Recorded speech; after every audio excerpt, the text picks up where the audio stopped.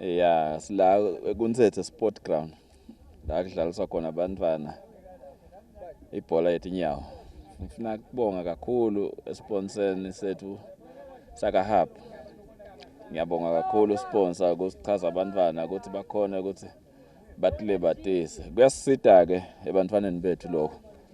Ngoba abantwana ukhanza ukuthi nabaphuma lana baba busy ngale bhola baba busy nabaphuma lana sebathiniwe baye emakhaya ayancipha emathuba ukuthi bende imikhiba lengasi kahle.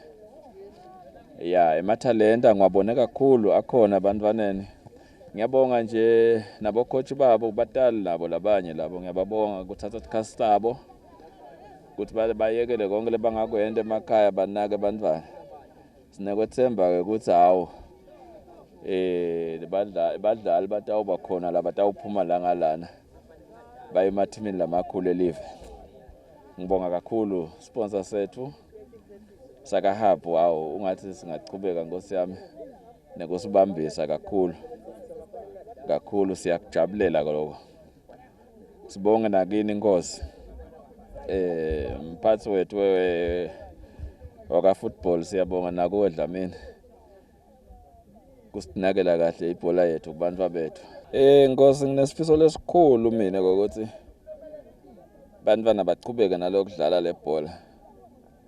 Baze bakhule kube nangabe kuyalunga bamikise phambili nempilo. Kakhulu nje vele ngiyakusupporta kakhulu lokho Nkosi kakhulu. Ngingacela nje nebatali emakhaya Nkosi yami kulukhuni ke kudlalisa abantwana Nkosi. Uyukhanze ukuthi kumbe nasemakhaya kunema challenges lapha nalapha. Ngikucela nje nebatali emakhaya ukuthi ungathi bebangaba nako lokho ukuthi basakhe lesikhathi sabantwana sibakhona kuyodlala.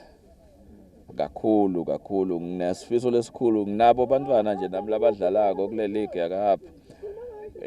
Nginesifiso lokuthi bachubeke baze bayembili. Batali ngiyacela mina kakhulu singabacinzetela amathalenta ebantwana.